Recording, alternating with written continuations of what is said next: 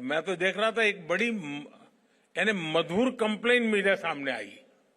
उन्होंने कहा साहब डिमांड इतनी है कि हम पहुंच नहीं पाते।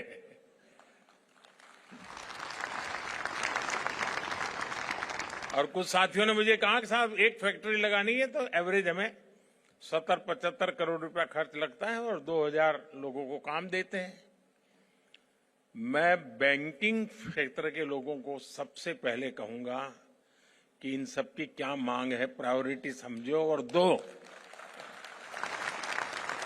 साथियों, पिछले साल मैंने टेक्सटाइल इंडस्ट्री में फार्म, फाइबर, फैब्रिक, फैशन और फॉरेन इन 5 एप फैक्टर्स की बात की थी।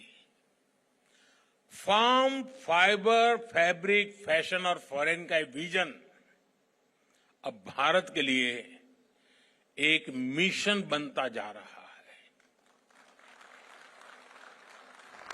ये मिशन किसान, बुनकर, डिजाइनर और व्यापारी हर किसी के लिए ग्रोथ के नए रास्ते खोल रहा है। पिछले वर्ष भारत के टेक्सटाइल और एपरल एक्सपोर्ट्स में 7% की बढ़ोतरी हुई है।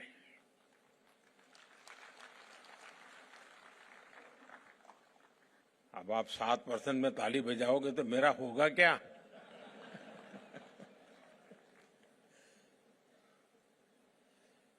अगली बार 17% हो तो फिर ताली हो जाए।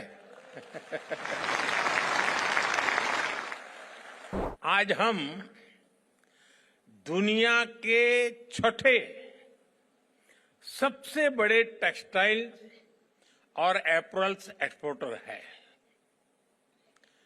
हमारा टेक्सटाइल निर्यात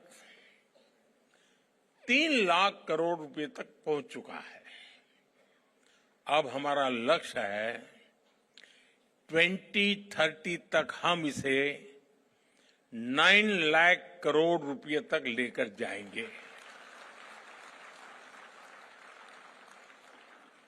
मैं भले बोलता यहां हूं ये 2030 की बात, लेकिन आज जो मैंने वहां जो मिजाज देखा है तो मुझे लगता है कि शायद आप ये मेरा आंकड़ा गलत सिद्ध कर देंगे और 2030 के पहले ही काम पूरा कर देंगे।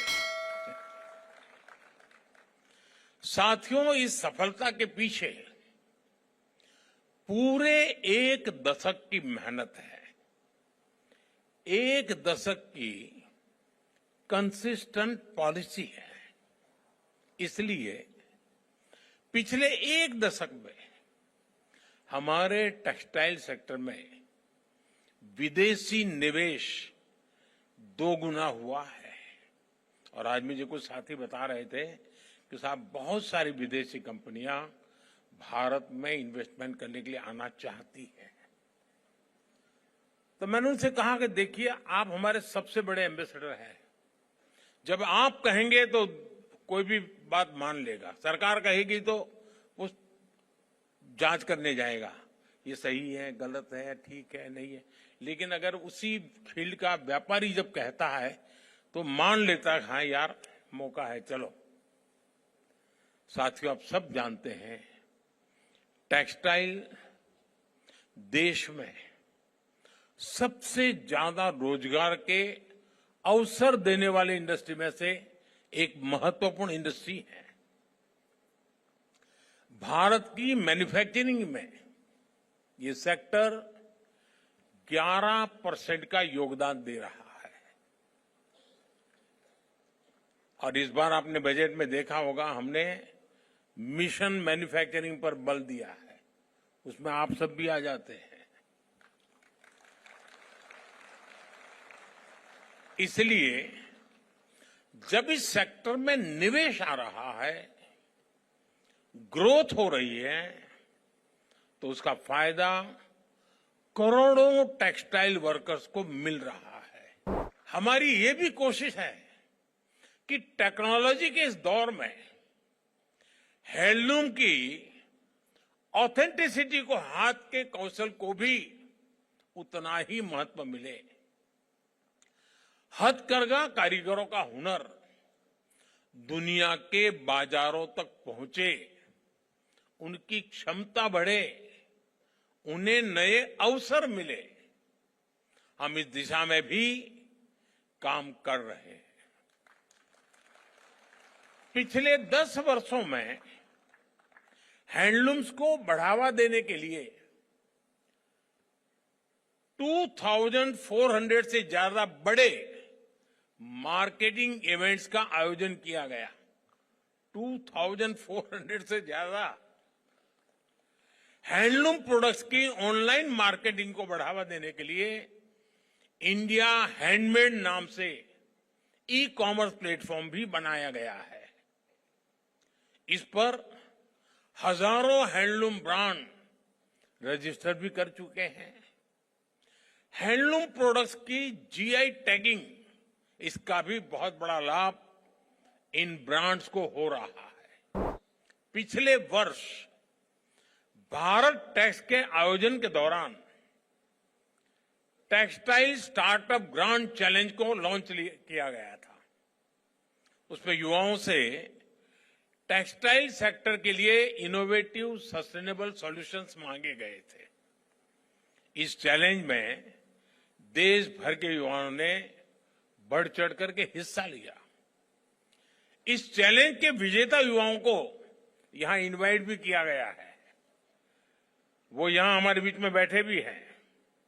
आज यहां ऐसे स्टार्टअप्स को भी बुलाया गया है जो इन युवाओं को आगे बढ़ाना चाहेंगे। ऐसे पिच फेस्ट को आईआईटी मद्रास, अटल इनोवेशन मिशन और कई बड़े प्राइवेट टेक्सटाइल ऑर्गेनाइजेशंस का सपोर्ट मिल रहा है।